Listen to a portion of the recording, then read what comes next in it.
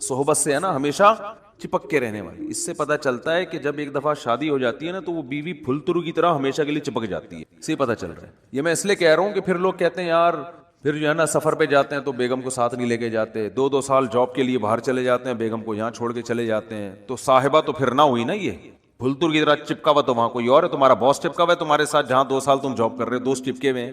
تو اس لیے جہاں بھی جاؤ اللہ نے صاحبہ کے لفظ میں بتا دیا. پھلترو پتہ ہے کسے کہتے ہیں؟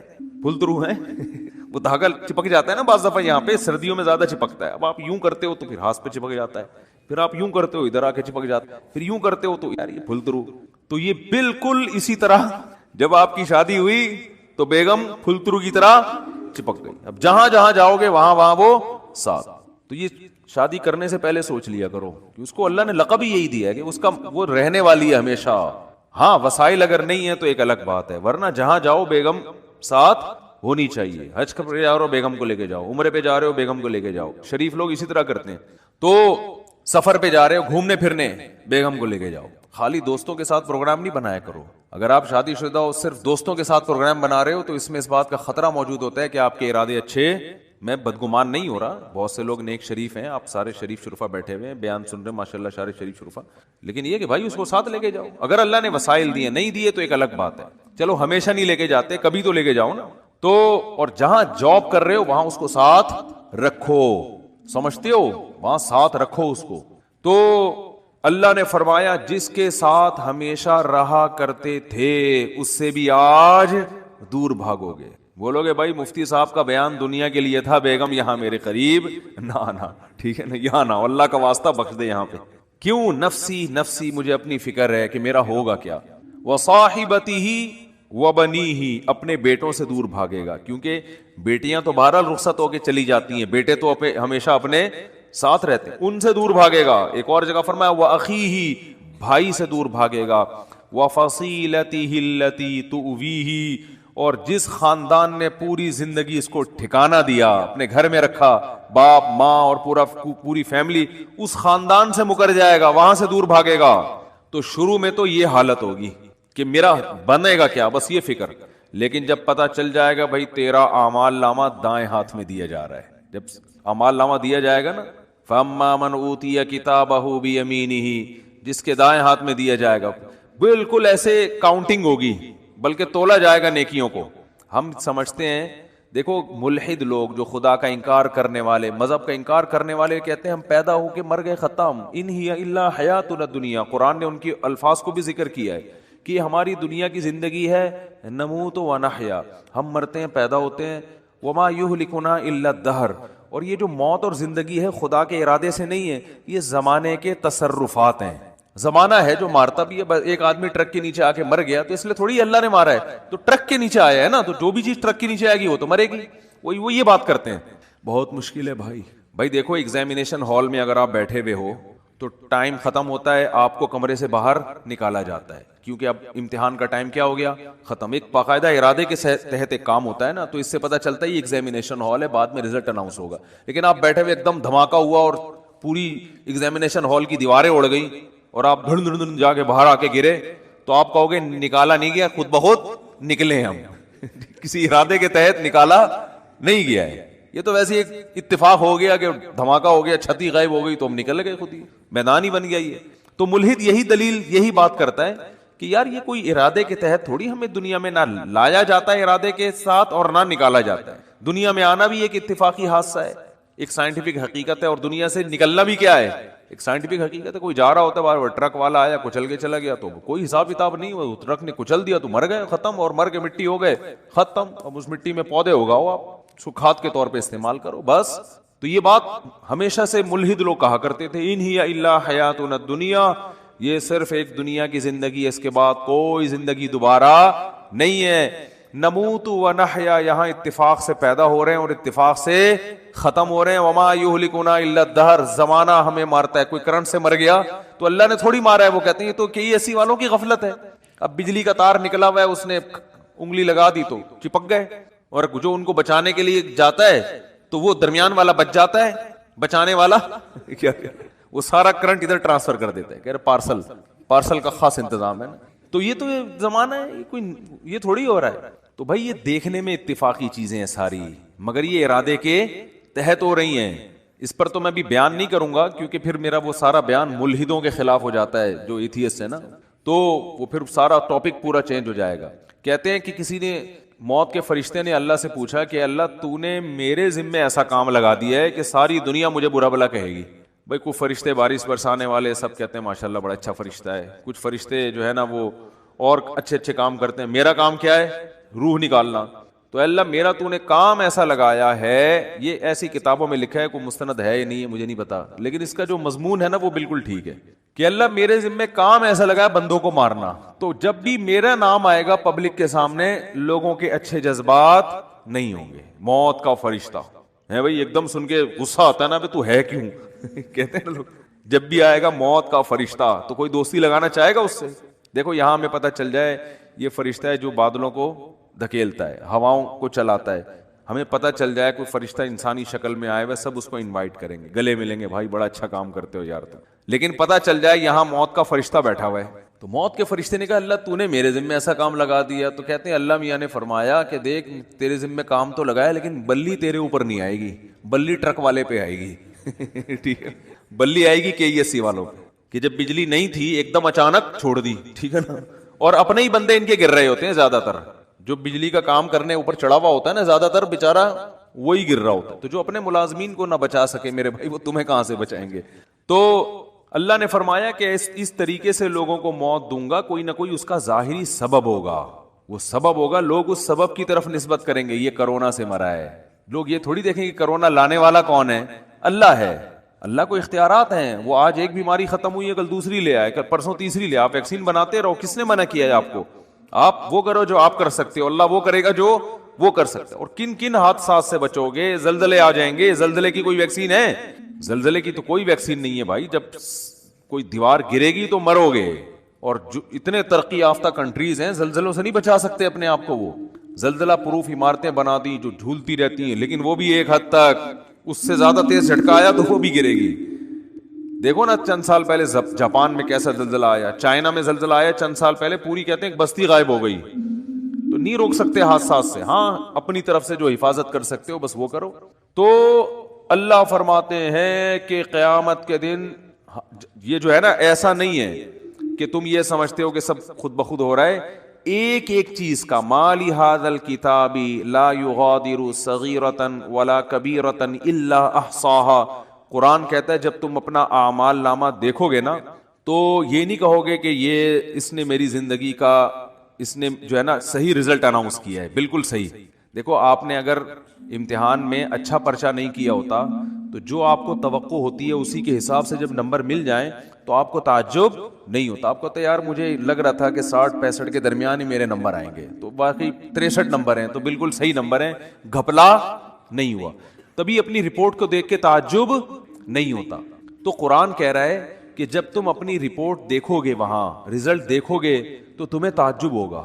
تعجب اس کا نہیں ہوگا کہ اس میں دھاندلی ہوئی ہے، نا نا نا نا. تعجب اس پہ ہوگا کہ ہم تو یہ سمجھ رہے تھے کہ موٹی موٹی چیزیں ہماری نوٹ کی جا رہی ہیں، ایسا اعمال نامہ جس میں ایک ایک چیز لا یغادر صغیرۃ ولا کبیرۃ، میری زندگی کا کوئی ایک گوشہ جو میں نے چھپ کے معمولی سی نیکی کی ہو یا چھپ کے معمولی سا گناہ کیا ہو، اس کتاب میں وہ بھی مس نہیں ہوا ہے. یہ کیسا اللہ نے انتظام کیا ہوا تھا کہ ایک ایک حرف، ایک ایک چیز نوٹ کی جا رہی تھی. مالی ھذا الکتاب، ایسا رزلٹ تو ہم نے آج تک کسی کا نہیں دیکھا. انسان تعجب کرے گا کہ بھائی میں تو سمجھ رہا تھا کہ میں آزاد ہوں، یہاں تو ایسی گرفت ہے، اتنی گرفت ہے کہ ان وہ کیا ہے، فتکن فی صخرۃ او فی السماوات او فی الارض یاتی بہ اللہ. ایک رائی کے دانے کے برابر نیکی یا گناہ اگر کیا ہے نا، اندھیروں میں خفیہ چٹانوں کے اندر بیٹھ کر اللہ اس کو بھی کھینچ کے نکال کے لے آئے گا. ایسا انتظام ہے. دیکھو کافر کہتا ہے بالکل بھی انتظام نہیں ہے، اللہ کہتا ہے ایک ایک چیز نوٹ کی جا رہی ہے. ما یلفظ من قول الا لدیہ رقیب عتید. کیا الفاظ ہیں قرآن کے. قرآن کہتا ہے تم جو زبان سے الفاظ پھینکتے ہو نا، لفظ یلفظو کا معنی ہوتا ہے عربی میں پھینکنا. یہ وہ والا پھینکنا نہیں جو ہم کو پھینکو کہتے ہیں. یہ جو الفاظ ہم زبان سے نکالتے ہیں تو یہ نکل کے ہوا میں تحلیل ہو رہے ہیں نا، تو قرآن کہہ رہے جو کچھ زبان سے نکل کے ہوا میں جا رہا ہے یہ غائب نہیں ہو رہا. لدینا رقیب, ایک رقیب, رقیب کسے کہتے ہیں؟ نگرانی کرنے والا. جیسے کوئی خفیہ ایجنسی کا آدمی دیکھ رہا ہو, ٹریس کر رہا ہو بندہ جا کہاں رہا ہے. یہ سی آئی ڈی والے چیک کر رہے ہوتے ہیں نا چور کو, بھائی سی آئی ڈی والوں نے کسی بندے کو پکڑنا ہے اور بندہ بڑا پاورفل ہے تو پہلے ریکی ہوتی ہے, یہ بندہ صبح نکلتا کہاں سے جاتا, ایک ایک چیز نوٹ کی جاتی ہے اس کی. تو رقیب اس کو کہتے ہیں, رقیب جو ہر وقت تمہارے مراقبے میں ہے. آپ نے دیکھا ہو نا مراقبہ سینٹر کھلے ہوئے ہیں, اس میں بیٹھے ہوتے ہیں مسٹنڈوں کی طرح یوں یوں کر کے نا غور کر رہے ہوتے ہیں, وہ پتہ نہیں کیا کر رہے ہوتے ہیں.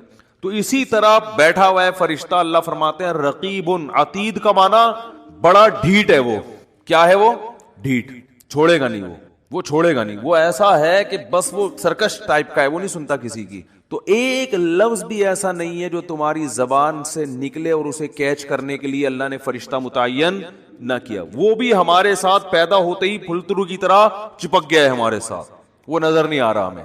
کیونکہ سائنسدان کہتے ہیں نظر نہیں آ رہا تو ہے ہی نہیں. تو بھائی اس کائنات میں آپ کو مادی چیزوں پر ریسرچ کر سکتے ہو, جو مادی کے علاوہ چیزیں ہیں وہ سائنس کے دائرے میں آتی نہیں ہیں. اللہ نے فرشتوں کو روشنی سے بنایا ہے, نور سے بنایا ہے.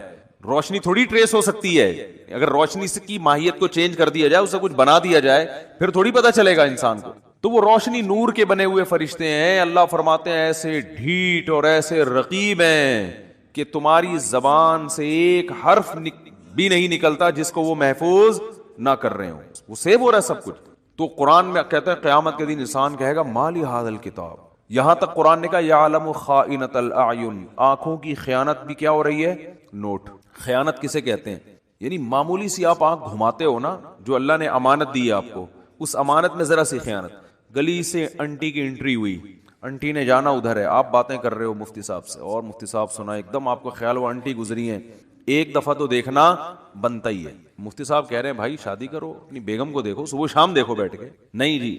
تو آپ نے کہا یار ہم کون سا کوئی معاذ اللہ زنا کرتے ہیں, ہم کون سا کوئی برائی کرتے ہیں, ہم تو بس ایک دفعہ دیکھنے میں کیا جا رہا ہے, ایسے باتوں میں گھما گھما کے نا یوں کر کے ایک دفعہ گھما لیا. لوگ کرتے ہیں نا اس طریقے سے, یار اپنا بھی ضمیر مطمئن رہتا ہے اس طرح سے دیکھنے میں نا, اپنے آپ کو بھی لوگ مطمئن کر رہے ہوتے ہیں کہ ہم کو برے تھوڑی, ہم تو وہ اصل میں اچانک ایک شور سا ہوا تھا, ہم نے کہا چلو دیکھ لیں. حالانکہ پتہ ہے ایسے بھی میں نیک لوگوں کو جانتا ہوں, نوجوانوں کو, ینگ ہے بالکل, ان کو پتہ چل جائے نا گلی سے کسی انٹی کی انٹری ہو رہی ہے, اندازہ ہو جائے, بس ان کی گردن جھک جاتی ہے. آپ کسی کا باپ بھی ان کی گردن نہیں اٹھوا سکتے, ان کو ان کی بلا سے. بھائی وہ کہہ رہے ہیں اللہ نے اس کو ہمارے لیے بنایا ہی نہیں ہے, جب بنایا ہی نہیں ہے تو ایک چیز ہمارے لیے ہے ہی نہیں نا, تو جب ہے ہی نہیں تو آپ کیا کرنا ہے, اس کو دیکھ کے حسرت کے علاوہ کچھ بھی حاصل نہیں ہوگا. جو اللہ نے آپ کے لیے بنائی ہے وہ آپ کے گھر میں بیٹھی ہوئی ہے, تو جو نہیں بنائی ہے اس کو دیکھ رہے ہو آپ, تو یہ بد نظری ہے بھی, حماقت بھی ہے, یاد رکھو. اس لیے کہ اس میں دل کے جلنے کے علاوہ کچھ بھی حاصل نہیں ہوتا. اب مثال کے طور پر انٹی اگر بدصورت تھی, وہ آپ نے دیکھ لی, گناہ لازم آ گیا بلا وجہ کا. دیکھ کے ہی آپ بولو گے یار میں سمجھ رہا تھا دیکھنا چاہیے, تو غلط ہو. گناہ اللہ نے بولو لکھ لیا کہ جب تجھے پتا تھا انٹی ہے, تیرے دیکھنے کی چیز نہیں ہے, تیرے دیکھنے کی جو ہے تیرے گھر میں بیٹھی ہوئی ہے, بس اسی کو دیکھ جا کے, تو نظر کیوں نہیں جھکائی تم نے, گناہ لکھ لیا گیا.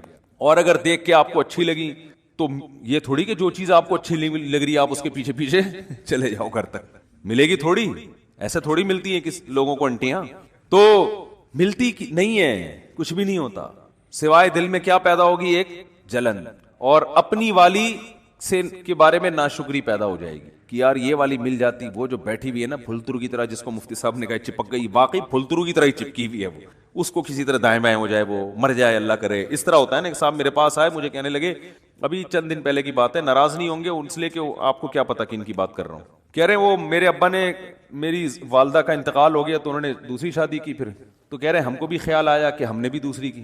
تو ابا نے کہا ابے میری تو مر گئی تھی تو میں نے کی ہے, تو کیوں کر رہا ہے؟ تو کہتے ہیں میں نے کہا ابا میرا تو قصور نہیں ہے نا, وہ مر ہی نہیں رہی. مجھے اس طرح سنا رہے, ابا وہ اب میرا تو قصور نہیں ہے. خیر یہ الفاظ ان کے غلط تھے, میں اپریشیٹ نہیں کرتا ان کو. بیگم کو یہ کہنا کہ مر کیوں نہیں رہی, یہ نہیں سوچنا چاہیے. لیکن ایک نارملی میں ایک بات کر رہا ہوں کہ جب آپ رنگ برنگی دنیا میں 10 قسم کی چیزیں دیکھو گے تو اپنی والی کے بارے میں احساس کمتری کا شکار ہوگے, اس سے محبت میں کمی آئے گی, محبت میں کمی آئے گی تو آپ کو خود ہی گھر کا سکون آپ کا برباد ہوگا. حکیم اختر صاحب رحمہ اللہ تعالی بڑی پیاری بات فرمایا کرتے تھے کہ جو نظر کی حفاظت کرتا ہے اس کو پتا ہے بھائی لے دے کے میرے پاس تو میری بیوی کے علاوہ کوئی آپشن نہیں ہے, تو اس کی پھر وہ قدر کرتا ہے, اس کے دل میں اس کے لیے محبت کے جذبات پیدا ہوتے ہیں, محبت کرتا ہے پھر وہ اس سے. میں اکثر واقعہ سناتا ہوں نا ایک گاؤں کے سفر کا. ہم ایک کوئٹہ کے چمن کے قریب ایک گاؤں ہے, وہاں ہم سفر کر کے آ رہے تھے. میں پہلے ہم لوگ دورے کرنے جاتے تھے نا, 2 مہینے کے دورے ہوتے تھے عربی گرامر کے, اس طرح کے ابھی بھی ہوتے ہیں. تو میری عمر میرا خیال 22-23 سال ہوگی اس وقت. تو ہم دورہ کرنے گیا ہوا تھا, ہمارے ایک استاذ بھی تھے, کلاس فیلو تھے, استاذ تو نہیں تھے, تو وہ بھی ہمارے ساتھ 2 مہینے. جب سفر سے ہم واپس آ رہے ہیں نا, ان کے پاس تھی یہ ریوو یا ویگو تو نہیں ہوا کرتی تھی, ویگو ٹائپ کی بڑی گاڑی تھی. ہم بیٹھے وہ اسپیڈ سے بھاگے چلا یار. لڑکوں نے کہا کیا ہو گیا بھائی, ان کو ذرا تمیز سے چلا لو یار. اتنی اسپیڈ سے وہ بندہ گھر جا رہا ہے نا, کہ ہم نے کہا یہ ہمیں کہیں اور نہ پہنچا دے. پتا چلا انکوائری کہ بھائی یہ شادی شدہ آدمی ہے, ان کو بیگم بہت زیادہ یاد آ رہی ہے. تو ان کی اسپیڈ کیا ہو گئی ہے ڈبل. کے یار میں کیوں, نظر کی حفاظت. جب انسان نظر کی حفاظت کرتا ہے اور حرام نہیں دیکھتا تو اس کو اپنی بیگم پھر بہت زیادہ یاد آتی ہے. سمجھ رہے ہو؟ اور آج 2 سال, سب کی بات نہیں کر رہا بھائی, آپ کسی سے بدگمان نہ ہو, 2 سال کے بعد بھی گھر مرجھائے آ رہے ہوتے ہیں. جا رہے ہیں, اب کیا کریں, جانا تو ہے. نادرا میں تو وہی ڈالی ہوئی ہے نا, وہی والی بیوی ڈالی ہوئی ہے نادرا, رجسٹریشن تو اسی کی ہوئی ہے, قانوناً تو وہی ہے. جا رہے ہیں, اسپیڈ سلو ہوتی چلی. گھر کے باہر آئے گا, بیل تھوڑی دیر سوچنے کے بعد بجائے گا. بجاؤ نا, کیونکہ اندر سے وہی نکلے گی. آپ نے دفتروں میں اتنی دیکھ لی ہیں حسینائیں لیلائیں, اتنی عورتوں سے گپ شپ, فون پہ بات, اور کیا کچھ رنگینیاں دنیا میں دیکھ لی آپ نے. اب تو باہر جانے کی بھی ضرورت نہیں ہے نا, یہیں دفتروں میں رنگینیاں گورنمنٹ نے انتظام کیا ہوا ہے, بالکل کو ایجوکیشن سسٹم ہے, اور ٹیچر اتنی فیمیل لڑکیوں کو پڑھا رہے ہیں. جب وہ جوان کنواری لڑکیوں کو ٹیچر دیکھے گا, میل ٹیچر یونیورسٹیوں میں, تو اس کو اپنی 40 سالہ اچھی لگے گی؟ بتاؤ نا. وہ تو صبح شام اب 20 لڑکیاں بیٹھی ہوئی ہیں, 20 میں کوئی تو ایسی ہوگی نا جو بہت زیادہ اس کے من کو بھا جائے. صحیح ہے نا, بہت زیادہ بھا جائے, کوئی تو ہوگی نا. وہی ایک اس کے دل میں فاسد برے خیالات لانے کے لیے اور بیوی کی محبت نکالنے کے لیے وہ ایک بھی کافی. میں شریف آدمیوں کی بات کر رہا ہوں جو صرف یعنی کوئی دوستیاں نہیں لگاتے, اور اگر ان میں دوستیاں لگانے والے بھی ہو گئے, جو کہ زیادہ تر لوگ پھر تعلقات بھی رکھتے ہیں, دوستیاں لگانے والے بھی ہو گئے, پھر تو گھر کا بیڑا غرق ہو رہا ہے. یونیورسٹیوں میں گرل فرینڈ بوائے فرینڈ کا سسٹم آپ دیکھو, دوستیاں بھی لگا رہے ہیں, باتیں بھی کر رہے ہیں, وہ بھی ہنس کے باتیں ہیں, یہاں سے بھی ہنس کے باتیں ہیں. بیگم تھوڑی 24 گھنٹے اس طرح سے ہنس کے بات کرے گی بھائی, وہ اب تو ایک ریئل لائف میں آپ داخل ہو چکے ہیں نا. ریئل لائف تو ایسی تھوڑی ہوتی ہر وقت یوں بیٹھ کے مسکرا کے تھک گئے یار, اب بیگم ادھر جا کے سو مجھے یہاں تو ٹھیک ہے نا, ہر وقت تھوڑی ہوتی ہے. تو ریئل لائف میں نہیں ہوتا. لیکن وہ گرل فرینڈ ہے, اس کو آپ بیلنس ڈال کے دے رہے ہو, وہ آپ کی شاگرد ہے, آپ پروفیسر ہو, وہ آپ کی پرسنالٹی سے متاثر ہے, آپ اس کے حسن و جمال سے متاثر. تو ان چیزوں نے ہمارے گھروں کا سکون برباد. اور ان چیزوں پہ جب میں بات کرتا ہوں سب سے زیادہ مخالفت خواتین کرتی ہیں, حالانکہ آپ کے حقوق کی بات کر رہے ہیں. خواتین کہتی ہیں یہ مولوی لوگ چاہتے ہیں عورتوں کو پردوں میں جھونپڑیوں میں بند کر دیا جائے, ان پہ اتنے بڑے بڑے لفافے ڈال دیے جائیں, ان کے اوپر رضائیاں کمبل ڈال کے ان کو چھپا دیا جائے, تو ہم تو آزاد ہیں. تو ٹھیک ہے آپ آزاد ہو جاؤ, لیکن جب آپ کی شادی ہوگی نا تو پھر میاں بھی آزاد ہوگا. پھر میاں بھی کیا ہوگا؟ آزاد. پھر وہ آنکھ مٹکے کرے تو ٹینشن نہ لیا کرو, پھر بولو کہ بھائی ٹھیک ہے آنکھ مٹکا کرنا اس کا بھی رائٹ ہے, کیونکہ اتنی لڑکیاں جب وہ نیم برہنہ ہو کے آتی ہیں تو اس لیے تو آتی ہیں, مرد دیکھیں ان کو, جب وہ آ رہی ہیں تو وہ تو دیکھ اس لیے تو آ رہی ہیں. اسلام نے کہا تھا بھائی اپنے آپ کو ڈھانپو, کور کرو اپنے آپ, کیونکہ اسلام چاہتا ہے کہ عورت کو اللہ نے مرد کے لیے بنایا, تو جس عورت کو بنایا ہے نا مرد اسی تک رہے محدود, دائیں بائیں جانے کی کوشش بولو نا نہیں کرے. تو میں نے وہ جو ہمارے دوست پٹھان تھے ایسی اسپیڈ سے وہ گاڑی چلا رہے تھے, تو اس وقت ہمیں اندازہ ہوا, ہم نے کہا دیکھو یار, ہم تو کنوارے تھے, چھڑے چھاٹ تھے اس وقت, تو ہمیں اندازہ ہوا دیکھو شادی شدہ, ہم تو اس وقت ہمیں کیا دنیا کا پتا تھا, ہم نے کہا دیکھو یار شادی شدہ آدمی اپنی بیوی سے کتنی محبت کرتا ہے, ان کی سپیڈ دیکھو آپ. اچھا ہم تو گھر جا رہے تھے اپنے, ہم بھی جا رہے تھے, تو ہماری تو چونکہ شادی نہیں ہوئی تھی, ہماری سپیڈ نارمل تھی, ہم نارمل سپیڈ سے جا رہے تھے, اور اگر نہیں بھی جاتے تو بھی کوئی ٹینشن نہیں تھی. ہم کہتے چلو 2 مہینے کا ایک اور دورہ کرا لو یار, 2 مہینے ہو گئے, ایک اور 2 مہینے کا رک جاتے ہم. اب ہم سے بھی نہیں روکا جاتا, جب انسان کی شادی ہو جاتی ہے پھر اس کو گھر اچھا لگتا ہے, دل چاہتا ہے میں گھر میں زیادہ ٹائم گزاروں, سفر اس پہ مشکل ہو جاتی ہے اس کے لیے. لیکن اگر آپ عیاشی کرو گے میرے بھائی, آپ آنکھ مٹکوں میں زیادہ دل لگاؤ گے, تو پھر گھر آپ کو ٹینشن لگنے لگے گا. محبت ہوگی مگر اتنی نہیں جتنی ہونی چاہیے. تو اس میں خواتین ہی کا فائدہ ہے کہ مرد کو نظر جھکانے کا اور عورت کو اپنے آپ کو چھپانے کا حکم دیا. عورت کو حکم ہے اپنے آپ کو چھپائے, مرد کو حکم ہے اپنی نظروں کو جھکائے. تو اس میں عورت کا فائدہ ہے. اور اگر اس کے برعکس چلیں گے تو مردوں کا فائدہ ہے, دنیاوی عیاشی بڑھے گی. مرد کو رنگیاں رلیاں دیکھنے کو نظر آئیں گی, اس کی موج مستیاں ہیں, وہ نہ بیوی سے دل لگائے گا اور بار بھی 10 لڑکیوں سے تعلقات بدل کے دوستیاں لگائے گا. وہ ابھی کسی نے کلپ بھیجا, چھوڑو پھر وہ ادھر ہی بات چلی جائے گی. تو اللہ نے کیا فرمایا, یعلم خائنۃ الاعین, آنکھوں کی خیانت کو بھی وہ جانتا ہے, نوٹ کر رہا ہے. تو آپ نے ذرا سا نظر اٹھائے نا انٹی کو دیکھنے کے لیے, تو بس اللہ نے کیا کر لیا, فرشتوں کا اس کو نوٹ کر لو, یہ لکھو, یہ اس کا حساب بولو دینا پڑے گا کہ یہ آنکھیں اللہ نے دی تھی, ان کو غلط استعمال کیوں کیا. ہاں اگر توبہ کر لیا آپ نے, اس لیے کہہ رہا ہوں کتنے لوگ پتہ نہیں کتنی انٹیاں دیکھ کے آئے ہوئے ہوں گے, اللہ معاف فرمائے. صحیح ہے نا, اب آپ کو یار وہ تو لکھ لیا, تو توبہ کا دروازہ بھی کھلا ہوا ہے. جیسے برائی لکھی جاتی ہے نیکی بھی لکھی جاتی ہے. آپ نے بیٹھے بیٹھے ارادہ کر لیا, یہیں بیٹھے بیٹھے اللہ اب ہو گیا, آئندہ نہیں کروں گا, جتنا پچھلا ہوا معاف کر دے, یہیں بیٹھے ہوئے آپ کے دل کے ان خیالات کو نوٹ کیا جا رہا ہے. تو میں وہ حدیث کمپلیٹ کر کے بس بیان ختم کرتا ہوں. تو رسول اللہ صلی اللہ علیہ وسلم نے ارشاد فرمایا کہ جب قیامت کے دن جنتی جنت میں اور اہل جہنم جہنم میں چلے جائیں گے, اس سے پہلے تو نفسا نفسی کا عالم ہوگا نا, بس میں کسی طرح چلا جاؤں. جب چلے گئے نا جنت میں تو اب سکون مل گیا, دائیں ہاتھ میں اعمال نامہ سرٹیفکیٹ آ گیا, تو فوراً اپنے رشتہ داروں کی طرف بھاگے گا جن کو تھوڑی دیر پہلے کہہ رہا تھا میرے قریب مت آؤ. تو اللہ فرماتے ہیں جیسے ہی اعمال نامہ دائیں ہاتھ میں آئے گا, ہا امقرؤ کتابیا, ارے ابا کہاں ہیں, اماں کہاں ہیں, بیوی کہاں ہیں, بچے کہاں ہیں, میرا اعمال نامہ پڑھو, میرا اعمال نامہ دیکھو, دکھائے گا سب کو لا لا کے. انی ظننت انی ملاق حسابیا, مجھے یقین تھا کہ ایک دن میرا اعمال نامہ مجھے ملنے والا ہے, اسی یقین کی بیس پر تو میں عمل کرتا تھا, آج دیکھو اللہ نے میرا اعمال مجھے دکھا دیے. فہو فی عیشۃ راضیہ, اللہ فرماتے ہیں ایسی زندگی میں ہوگا کہ زندگی اس سے خوش ہوگی. یہ بھی قرآن کی عجیب بلاغت ہے. بھائی ہونا تو یہ چاہیے ایسی زندگی ہم اس کو دیں گے کہ یہ اپنی زندگی سے خوش ہوگا, لیکن قرآن کہہ رہے یہ نہیں, ایسی زندگی ہم اس کو دیں گے کہ زندگی اس سے خوش ہوگی. یہ بلاغت ہے, مبالغہ ہے. جیسے کہتے ہیں نا فلاں کی تو زندگی اس پہ مہربان ہو گئی ہے, لوگ کہتے ہیں نا یار فلاں کی تو تقدیر اس پہ عاشق ہو گئی ہے, جو سوچتا ہے زندگی اس کو وہ دے دیتی ہے. تو اللہ فرماتے ہیں ایسی زندگی کہ یہ تو چھوڑ دے کہ وہ زندگی سے خوش ہوگا نہیں ہوگا, زندگی اس پہ مہربان ہوگی, ایسی پیاری زندگی ملے گی. تو جب یہ ہو جائے گا وہ جنت میں چلے جائیں گے, تو جنت میں شروع میں تو اپنا ہی حساب کتاب ہو رہے ہیں, اور یہ انار کے باغات اور یہ سیب کے باغات اور یہ نہریں اور یہ انہی میں. تھوڑے دن کے بعد اس کو خیال آئے گا یار وہ ہمارے ساتھ انڈا موڑے پہ چائے پیا کرتا تھا ایک بندہ, وسیم نام تھا اس کا, آج کل مارکیٹ میں شارٹ ہے, وہ کہاں گئے. پھر آہستہ آہستہ نا اپنے ریلیٹو یاد آئیں گے, فل ان دا بلینکس تو کر دیا کرو, وہاں جا کے بھی جنت میں بول رہے ہوں گے کیا بولنا تھا ہم نے آگے. تو وہاں پھر آہستہ آہستہ بندہ بولے گا سب سے پہلے بیگم کہاں ہے بھائی, اگر مرد جنت میں گیا بیگم جہنم میں, تو وہاں گئے یار ہو سکتا ہے بولے یار چلو ٹھیک ہے, یہ بھی ممکن ہے, وہ کھمبا بجانے والا نہ ہو جائے نا, یہ کیفیت نہ ہو. تو وہ جائے گا بولے گا بھائی بیگم کہاں ہیں, بچے کہاں ہیں, باپ کہاں ہیں, بھائی کہاں ہیں, رشتہ دار کہاں ہیں, فلاں آدمی کہاں ہے, فلاں کہاں ہے. تو آہستہ آہستہ جتنا قریبی رشتہ ہوگا نا, جس سے جتنا تعلق ہوگا, وہ یاد آنا شروع ہوں گے, اور وہ ادھر سزا کھا رہے ہوں گے جہنم. تو نبی صلی اللہ علیہ وسلم نے فرمایا یہ جنتی اللہ سے اپنے رشتہ داروں کے اور ریلیٹیوز کے بارے میں لڑیں گے. ظاہر ہے اللہ سے تو لڑنا بھی حرام ہے, اور اللہ سے لڑنا کسی کے بس میں نہیں ہے. یہ بلاغت ہے.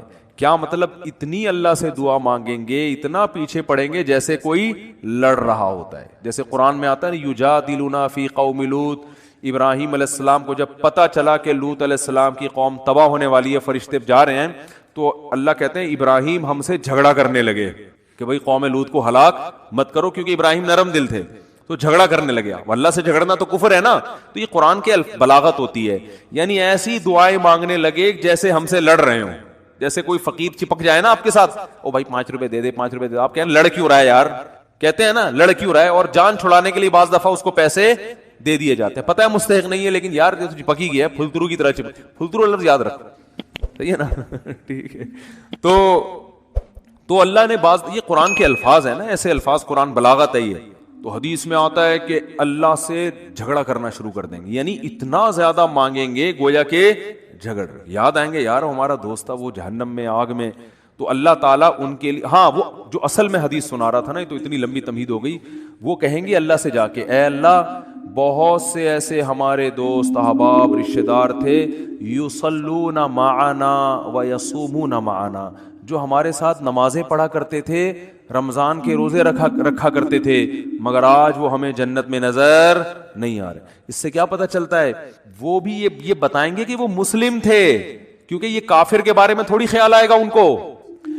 ہائے ہائے کیسے سمجھائیں یار، یہ کافروں کے بہت، کافر کا تو پتہ ہے کہ دنیا میں اللہ نے مغفرت پہ پابندی لگائی ہوئی ہے، تو آخرت میں کہاں سے ہوگی؟ کافر کا تو دیکھ رہے ہیں اللہ ابراہیم علیہ السلام اپنے باپ کو نہیں بخشوا سکیں گے، تو ہم کون سا ابراہیم علیہ السلام سے آگے نکل گئے کیا؟ تو یہ اپنے مسلم ریلیٹیوز کے بارے میں، تو ان کا اسلام ثابت کرنے کے لیے اللہ کے سامنے حوالہ کیا دیں گے؟ اے اللہ وہ نماز بھی پابندی سے پڑھا رکھ کرتے تھے، رمضان کے روزے بھی رکھتے تھے، مسلم ہیں، لیکن آج ہمیں نظر نہیں آ رہے، گناہ اور گناہ تھے، زنا تھے، چوری تھی، کچھ بھی تھا۔ اس سے اندازہ لگاؤ وہاں بھی ان کو اپنے ریلیٹیوز کا مسلمان ہونا ثابت کرنے کے لیے شناختی کارڈ نہیں دکھائیں گے وہ، کہ اللہ یہ دیکھو نادرس میں لکھا ہوا تھا انہوں نے اسلام، وہاں بھی اللہ ثبوت مانگے گا، اسلام کا ثبوت کیا تمہارے پاس؟ تو ثبوت پیش کریں گے، اللہ تو جانتا ہے، تو اعمال نامہ نکال کے دیکھ لے، نمازوں میں ہمارے ساتھ کھڑے ہوتے تھے، رمضان کے روزوں میں ہمارے ساتھ ہوتے تھے، روزے نہیں چھوڑتے تھے رمضان کے، اور نہ نماز چھوڑتے تھے، کیونکہ اسلام کا رکن ہے نا یہ۔ تو پھر اللہ حدیث میں آتا ہے حد بندی کرے گا، اچھا تو ایسا کرو جیسے حد بندی ہوتی ہے نا، گورنمنٹ جیسے بعض موقعوں پہ جیل کے قیدیوں کو چھوڑتی ہے، تو انتہائی سنگین نوعیت کے مجرموں کو رکھا جاتا ہے، اس سے کم درجے کے مجرموں کو چھوڑ دیا جاتا ہے، اور کچھ کو تخفیف کر دی جاتی ہے کہ بھائی ٹھیک ہے سزا تو تھی 14 سال، لیکن سفارش کی وجہ سے وہ کیا کی جا رہی ہے، 7 سال کی جا رہی ہے۔ تو اللہ حد بندی کریں گے، کیونکہ کچھ ایسے نمازی ہوں گے چھوٹے موٹے گناہ تھے، کچھ چھوٹے تو گناہ کی وجہ پہ جہنم میں نہیں جاتا، یعنی کبیرہ جو دوسروں کی نسبت چھوٹے تھے، ایک آدھ دفعہ کبیرہ گناہ ہوا، توبہ نہیں کی، مر گئے، تو اللہ کہیں گے چلو ان کی سزا تو بنتی تھی، مگر میں تمہاری سفارش کی وجہ سے ان کو جہنم کی آگ سے نکال رہا ہوں۔ تو حدیث میں آتا ہے وہ نکال لیں گے، جنتی آرام سے بیٹھ جائیں گے، بھائی چلو نکل گئے، بھائی وسیم بھائی بھی آ گئے، وسیم بھائی بھی جنت میں بھی ہوں گے، ایسا نہیں ہے کہ وسیم کو آپ بولیں گے۔ تو میں جن وسیم کی بات کر رہا ہوں ان میں سے کوئی بھی میرا بیان اس وقت نہیں سن رہا، تو جنتی نکالنے کے بعد پھر کہیں گے، پھر تھوڑا عرصہ گزر جائے گا، پھر خیال آئے گا بھائی وہ تو اپنا دوست تھا یار، اس کو بھی تو نکالنا ہے بھائی۔ پھر حدیث میں آتا ہے نبی صلی اللہ علیہ وسلم فرماتے ہیں اللہ سے آ کے سفارش کریں گے، پھر حدیث کے ظاہری الفاظ یہی ہیں، اللہ سے کیا کہیں گے، ہمارے ساتھ نماز پڑھا کرتے تھے اور ہمارے ساتھ روزہ رکھا کرتے۔ تو بے نمازی کا تو تذکرہ آ ہی نہیں رہا کہ جنت میں جائے گا، سمجھ میں آ رہی ہے بات؟ بے نمازی کا تو کہیں تذکرہ ہی نہیں آ رہا کہ بھئی اپنا اسلام تو ثابت کرو۔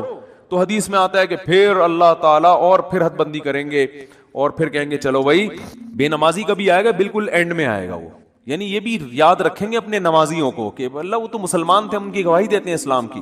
بالآخر یہ نکالتے نکالتے ختم، پھر نبی صلی اللہ علیہ وسلم نے فرمایا کہ نبی صلی اللہ علیہ وسلم سفارش کریں گے، کیونکہ آپ کے تو ریلیٹیو محدود ہیں نا، کسی کے 10 ہیں، کسی کے 15 ہیں، سب نکل گئے بھائی، اس سے کہیں اس میں نہ آئے کہ چلو ہمارے فلاں نے ہم کو نکال دیں گے، لیکن جائیں گے بھی تو سزا بھی تو کھائیں گے بھائی، وہ تھوڑے دن کی تھوڑی ہے، وہ تو تھوڑی سزا بھی بہت ہے۔ تو سفارش تو ہوگی، شفاعت بھی ہوگی، یقینا برحق ہے، اہل سنت والجماعت کا عقیدہ ہے کہ شفاعت ہوگی۔ جہنم میں جس کو جتنی سزا اس کی بنتی ہوگی نا، کافر کے علاوہ کسی کو بھی پوری سزا ملے گی نہیں۔ جیسے دنیا کا قانون ہوتا ہے نا، اتنے سال قید با مشقت، وہ ریٹرن میں کچھ اور ہوتا ہے، پریکٹیکلی کچھ اور ہوتا ہے۔ تو ریٹرن میں تو اللہ کے ہاں لکھا ہوا ہے کہ زانی اتنے سال جہنم میں جلے گا، قاتل اتنے سال جہنم میں جلے گا، فلاں اتنے سال، لیکن یہ ریٹرن میں اصل سزا وہی ہے، لیکن پریکٹیکلی کیا ہوگا کہ سفارشوں کی بیس پہ سزائیں کم ہوتی چلی جائیں گی، بھئی اس کے اتنے سال تھے اتنے کم ہو گئے، اتنے سال تھے اتنے کم ہو گئے۔ تو نبی صلی اللہ علیہ وسلم نے فرمایا، یہ بھی حدیث میں کمپلیٹ کر دیتا ہوں، اگرچہ یہ موضوع کا حصہ جتنا تھا وہ میں نے بیان کر دیا، لیکن بڑی دلچسپ حدیث ہے۔ آپ صلی اللہ علیہ وسلم نے فرمایا پھر نبی کا رشتہ امتیوں سے کس کا ہے؟ امتی ہونے کا۔ آپ صلی اللہ علیہ وسلم پھر اپنی امت کو نکالیں گے، وہ بھی اللہ حد بندی کرے گا کہ اتنے اس لیول کے لوگوں کو جن کے گناہ اس نوعیت کے تھے ان کو آپ کی سفارش سے نکالا جائے گا، یہاں تک کہ آپ صلی اللہ علیہ وسلم نے فرمایا کہ میں بھی سفارش ختم کر دوں گا، جتنے لوگوں کو نکالنا تھا۔ تو اللہ کہے گا کہ کوئی ہے مزید سفارش کرنے والا؟ آواز آئے گی بھئی اب کوئی بھی نہیں ہے۔ اللہ کیا کیا پیارے الفاظ ہیں یار حدیث کے. اللہ فرمائیں گے هل يبقى الا الرحمن, جو رحمان ہے سب سے زیادہ رحم کرنے والا وہ تو ابھی باقی ہے. یعنی تمہیں اگر ترس آ رہا ہے, کوئی تمہارا ماموں ہے, کوئی تمہارا چاچا ہے, کوئی تمہارا باپ ہے, تم ان رشتوں کی بیس پر, اور نبی ترس کھا رہے ہیں کہ میری امت ہے, تو اللہ فرمائیں گے میں تو رحمان ہوں اور یہ میری مخلوق ہے. میں تو رحمان ہوں نا, تو رحمان کیسے چھوڑ دے گا؟ وہ نہیں کہ وہ اپنی مرضی سے نہیں نکالے گا.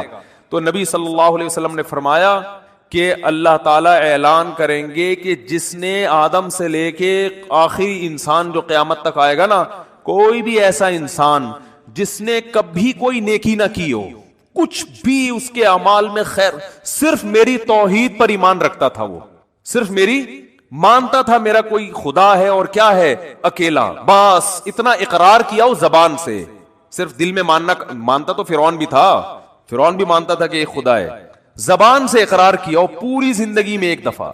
من کان فی قلبہ مثقال حبۃ من خردل من ایمان, ایمان کا ایک معمولی سا رائے کی دانے کے برابر ذرہ بھی ہو اور اس ذرے کی وجہ سے کبھی زندگی میں خیر نہ کی ہو, ساری زندگی اس کی بدعمالیوں سے بھری ہوئی ہے لیکن ایک نیکی ہے, تو اس کو بھی نکال کے لے آؤ.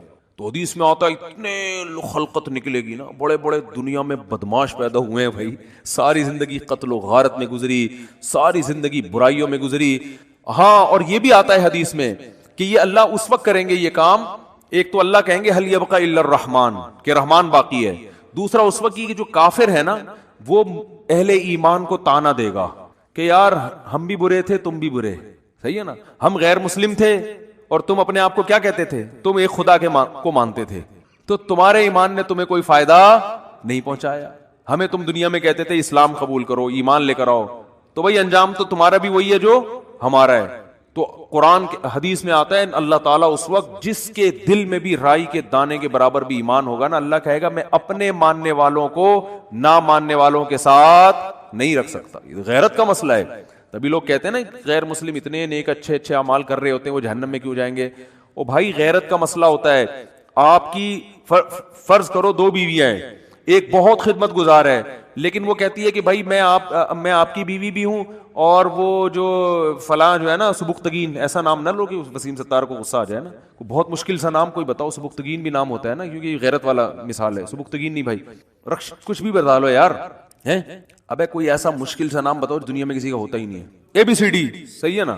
وہ آپ کی 2 بیویاں تھیں, ایک اکڑ والی, مانتی نہیں ہے بات کو, چائے کا بولو نہیں پکا کے لائے گی, آپ بولو بھائی کھانا پکاؤ نہیں پکائے گی, ہر وقت بس زبانی بد کلامی. لیکن جب اس سے پوچھا آپ کے میاں کون ہے, بھائی یہ میرے میاں ہے بس, ٹھیک ہے میں نہیں مانتی ان کی ایک نہیں مانتی, لیکن ہے یہ میرے میاں, مجھے ماننا چاہیے ان کی, مجھے ان کا احترام کرنا چاہیے, لیکن مجھ سے ہوتا نہیں ہے, کچھ اوپر سے فالٹ چلا رہا ہے, ہمارے خاندانی مسئلہ یہ آپس کی بات ہے ہماری, لیکن ہے بھائی میرا میاں, اس کے علاوہ میں کسی اور سے محبت نہیں کر سکتا. میاں والی جو محبت ہے وہ اسی سے ہوگی. دوسری بڑی فرما بردار ہے, او بھائی جب چائے کا بولا بٹن دباؤ چائے آ رہی ہے, ایئر ہوسٹس والے اخلاق رکھے ہوئے, اس نے ٹریننگ وہاں سے لی ہوئی ہے, اس کی والدہ نہیں سکھائے اس کو یہ آداب تمیز, لیکن وہ آفس میں بھی آپ کے کسی دوست سے بھی اس کے سلام دعا بہت اچھی ہنس ہنس کے بات کرتی ہے. آپ جب کہتے ہیں بیگم مجھے بڑی غیرت آتی ہے, تو کہتے ہیں کیا ہو گیا, براڈ مائنڈڈ بنو, اگر تم سے میں محبت کر سکتی ہوں تو میرا پرانا بوائے فرینڈ ہے وہ, مجھے اس سے بھی وہی عشق ہے جو تم سے, بلکہ اسے تھوڑا زیادہ ہے, اتفاق سے شادی تم سے ہو گئی میری, چاہتی تو میں تھی وہاں ہو لیکن اب ہو گئی ہے, مجبوری میں گزارا کر رہی ہوں, نادرا میں سرٹیفکیٹ بن گیا, پھر دوبارہ سے 4-5 ہزار روپے کا خرچہ آئے گا, وہیں رہنے دو, کاغذ میں رہنے دو, لیکن ویسے مجھے محبت اس سے ہے. رکھو گے غیرت اگر ہوگی تو بولا کہ بھائی وہ جو ہے نا, جو ایک ذرا بھی خدمت نہیں کرتی, کم از کم مجھے اطمینان ہے کہ صرف کس کو مانتی ہے, شوہر مجھے مانتا, اور تو یہ اتنی وفادار ہے نا, تو وفادار تو میں گھر میں کوئی ماسی لا کے رکھ لوں گا, بٹن دباؤ اس سے زیادہ کام کرے گی. ماسیاں زیادہ کام کر لیتی ہیں نا, کیا ہو گیا بھائی, ماسی کو تو پوچھا لگانے کا بولو پوچھا لگائے گی, بیگم کو بولو پوچھا لگانے, تو کہے گی میں کیا پوچھا لگانے کے لیے آئی ہوئی یہاں پہ, اس لیے مجھ سے شادی کی تھی پوچھے لگوانے کے لیے, وہ تانا دے گی, آ کے ماسی تھوڑی تانا دے گی. تو بیوی کی ڈیفینیشن میں سب سے پہلے یہ کہ وہ آپ کے علاوہ کسی اور کو شوہر نہ مانتی ہو, باقی محبت کرے کسی سے, ابا سے باپ والی, بھائیوں سے بھائی والی, لیکن جو شوہر سے جس طرح کی محبت کی جاتی ہے, عشق کیا جاتا ہے, وہ صرف میاں ہی ہے.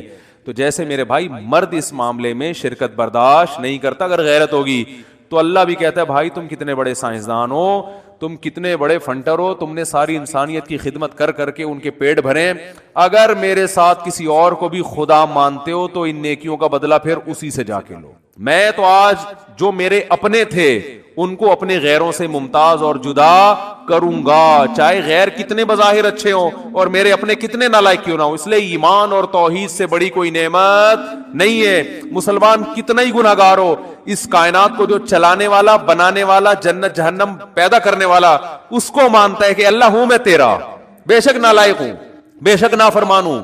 تبھی یاد رکھو اپنے ایمان پہ سمجھوتا نہ کرو. جو لوگ یورپ جاتے ہیں, امریکہ جاتے ہیں, میں ان سے خاص طور پہ کہتا ہوں یار تم اگر یاشی میں لگ بھی رہے ہو, خدا کے بندو اپنے آپ کو مسلم تو کہا کرو کم از کم. برائی کو برائی تو سمجھو, اللہ توبہ کی توفیق دے دے, میں غلط کر رہا ہوں یہ اعتراف تو کرو اللہ کے سامنے.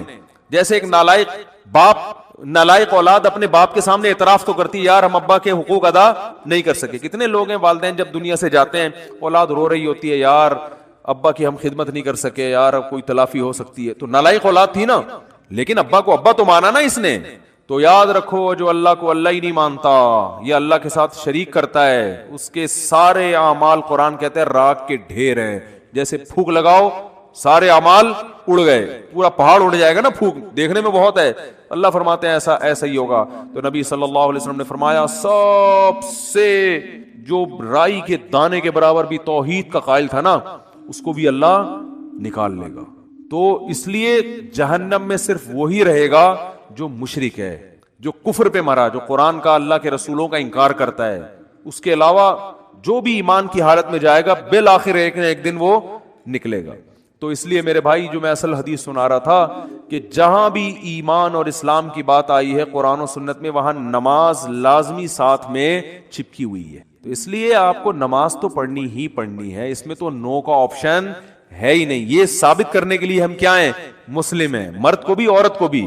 اور یہ صرف بر صغیر میں ہے, اتنی ملیشیا میں ہم نے دیکھا وہاں مسجدیں بھری ہوتی ہیں, سب نماز پڑھتے ہیں, خواتین بھی پڑھتی ہیں ساری, اسکارف لٹکے ہوئے ہوتے ہیں وہاں, بے شک وہ اس کا جاب کر رہی ہے ہوٹل میں, کچھ بھی کر رہی ہے, نماز کے ٹائم پہ عورت بھی آئے گی مسجد میں اسکارف پہنے گی, پھر وہیں اسکارف نکال کے بھی چلی جاتی ہیں. ٹھیک ہے نا, جیسے ہمارے ٹوپیاں رکھی ہوئی ہوتی ہیں نا ایسے. افغانستان میں سب نماز پڑھتے ہیں, سعودی عرب میں سب نماز پڑھتے ہیں, دبئی میں عرب کے کیسے کیسے عیاش ہیں, نماز کے ٹائم پہ سارے ایسے لگے گا جیسے ان سے بڑا نیک دنیا میں کوئی ہے ہی نہیں. بادشاہ نماز پڑھتے ہیں, وزیر نماز پڑھتے ہیں. ہمارے ہاں ایک بہت بڑی لعنت ہے کہ ہوگا مسلمان اور اپنے آپ کو مسلمان بھی کہتا ہے, نماز کے وقت میں غائب. تو اس لیے امام احمد ابن حنبل جو بہت بڑے مجتہد ہیں, ان کا یہ فتویٰ ہے کہ ایک نماز بھی جو جان بوجھ کر چھوڑ دے گا اسلام سے خارج ہو جائے گا.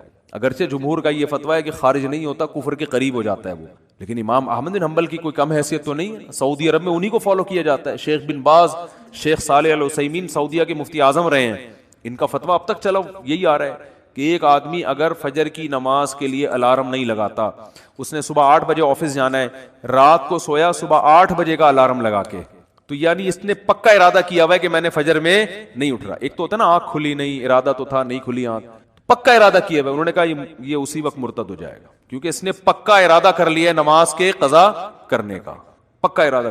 وہ یہاں تک ان کا فتویٰ ہے کہ مرتد ہو جائے گا اس کو اگر توبہ نہیں کرتا اور توبہ کا اعلان نہیں کرتا باقاعدہ, تو اس کو مسلمانوں کے قبرستان میں دفن کرنا بھی جائز بولو نہیں ہے, اس کا نکاح بھی ٹوٹ گیا. اگرچہ جمہور اس کو نہیں مانتے, لیکن امام احمد بن حنبل کی بھی تو ایک بڑی ویلیو ہے نا, اور عبداللہ بن مسعود کی بھی کم ویلیو نہیں ہے. وہ فرماتے ہیں ہم نبی کے دور میں کسی بھی جرم کو یہ نہیں سمجھتے تھے کہ انسان کافر ہو جاتا ہے, نماز کو ہم یہ سمجھتے تھے کہ کوئی چھوڑ دے تو اسلام سے خارج ہو جاتا. تو اس لیے عرب میں شراب پینے والا بھی نماز پڑھتا ہے, کیونکہ مسلمان میں بہرحال کچھ بھی ہو اسلام کا نام اپنے آپ سے ہٹانا پسند نہیں کرتا. اور آج ہم نے دیکھا ہے مسجدوں کے 7 گھر ہیں, نماز کے لیے نہیں آ رہے, اور سفر میں تو نمازیوں کو دیکھا ہے نمازیں چھوڑتے ہوئے. ذرا آج کل پیپر ہے تو جی چھوڑ دو نماز. بھائی پیپر میں نماز چھوڑنا کہاں سے جائز ہوگی؟ جاب میں باس کی طرف سے اجازت نہیں ہے آپ چھپ کے نماز پڑھیں, آپ کہیں کرسیوں کے پیچھے چھپ جائیں, کہیں بھی کریں. میں تو یہاں تک میں نے لوگوں کو مشورہ دیا, بعض جو غیر مسلم کنٹریز میں لوگ وہ کر رہے ہیں نا, جاب کر رہے ہیں باس کی طرف سے بعض جگہوں میں, ورنہ وہاں پرمیشن ہوتی ہے, اجازت نہیں ہے. تو میں ان سے کہتا ہوں بھائی کہیں بھی چھپ کے چلے جاؤ, کچھ بھی کرو, اگر نہیں پرمیشن ملتی چھپ کے بھی نہیں پڑھ سکتے تو جاب چھوڑ دو. بس جاب کیا کرو, چھوڑ دو. جاب نہیں, پھر جاب جائز نہیں آپ کے لیے. فرض نماز تو پڑھنی پڑے گی آپ.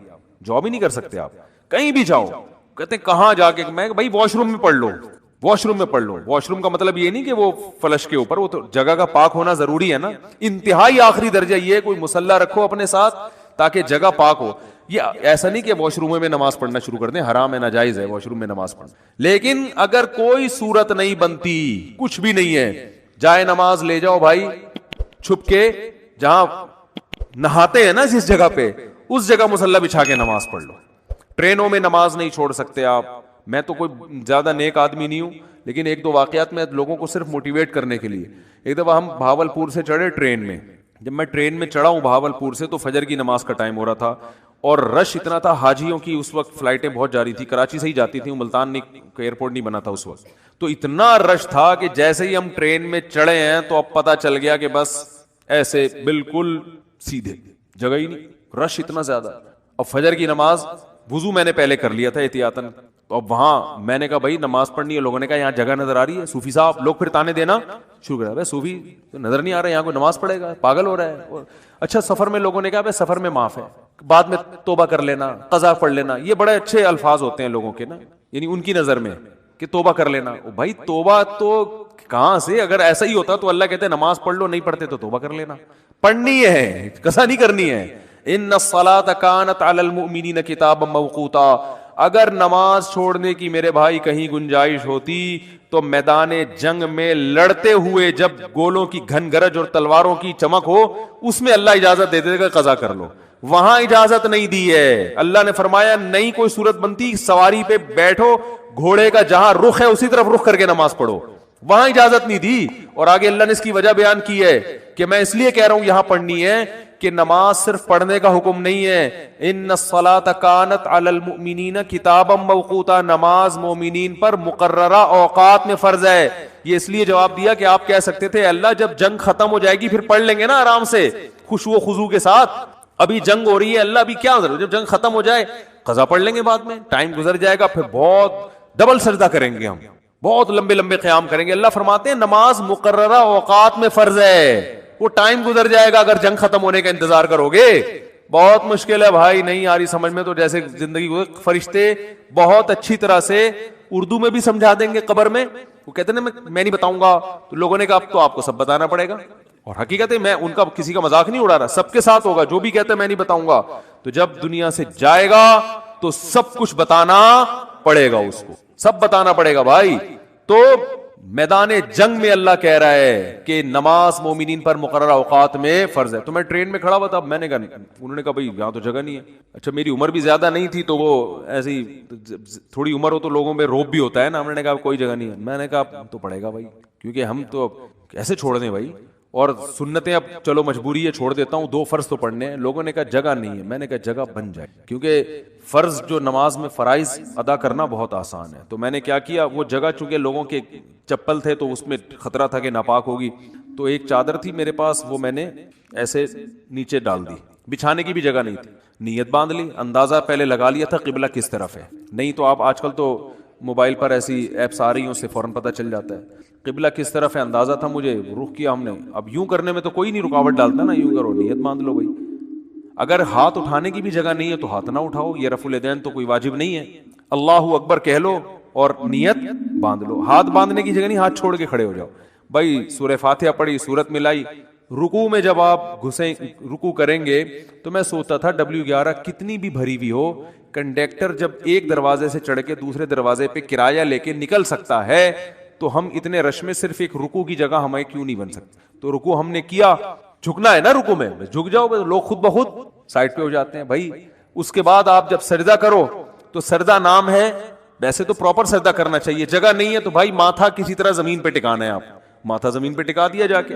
तो 2 रकत तमीज से अल्हम्दुलिल्लाह पढ़ ली, खड़ा हो गया मैं। फिर लोगों ने कहा यार ये, मैंने कहा हो गई, 2 फर्ज पढ़ने थे, हो गए, ऐसी की तैसी, जो मर्जी करना है, जो उखाड़ना है उखाड़ लो क्योंकि तुम्हें तो खुद चाहिए जगह दो ना। और बाज दफा लोगों को शर्म आ रही होती है, हम सबके सामने नमाज पढ़ेंगे, लोग बोलेंगे तो बहुत बड़ा सूफी है। तो याद रखो शर्म इन कमबख्तों को आनी चाहिए जो नहीं पढ़ रहे, इन कमबख्तों को आनी चाहिए। भाई तुम भी तो ईमान के दावेदार हो, اگر تم یہ کہتے ہو کہ ہم اسلام کو نہیں مانتے تو پھر پورا اسلام سے رشتہ ختم کرو. پھر آپ وصیت میں لکھو کہ مجھے عیسائیوں کے قبرستان میں دفن کرنا ہے, مجھے ہندوؤں کے میری چتا کو آگ لگائی جائے. ٹھیک ہے نا, یہ لکھ کے جاؤ. جو نماز نہیں پڑھتا لکھے کہ بھائی میں چونکہ نماز نہیں پڑھتا اور میں مانتا ہوں یہ ٹائم ویسٹنگ ہے اور یہ کیا مولویوں نے نماز رکھا ہوا ہے, تو لکھو کہ میری چتا کو, ایک ہندو ابھی مسلمان ہوا ہے تو میں نے, وہ مجھے کہہ رہے تھے کہ میں لائیو سب کے سامنے کلمہ پڑھوں گا نا, تو میں نے کہا چلو ہمارے بیان میں آپ کو لائیو ہم لے لیں گے. بیان سنتے تھے, اللہ کا شکر ہے وہاں انڈیا میں ان کو ایمان کی توفیق ملی, تو ہندو ہونے کے باوجود میرے بیان بڑے شوق سے سن رہے تھے, کہہ رہے ہیں سنتے سنتے میرا دل کیا کہ میں مسلمان ہو جاؤں, اللہ تعالیٰ قائم رکھے. تو میں نے کہا لوگوں کو موٹیویشن ملے گی, تو انہوں نے کہا میں سب کے سامنے. پھر مجھے خیال آیا بھائی اتوار میں تو ٹائم ابھی ہے, زندگی کا کوئی بھروسہ نہیں ہے. میں نے کہا اگر آپ اس سے پہلے مر گئے, انہوں نے کہا بات تو ٹھیک ہے. میں نے کہا پھر فون پہ ہی کلمہ پڑھو. تو انہوں نے کلمہ تو پڑھ لیا ماشاءاللہ, مسلمان ہو گئے, بیان بھی سن رہے ہیں. لیکن انہوں نے کہا میرے لیے سب سے بڑی آزمائش یہ ہے کہ ہندوؤں میں جب ماں کا انتقال ہوتا ہے تو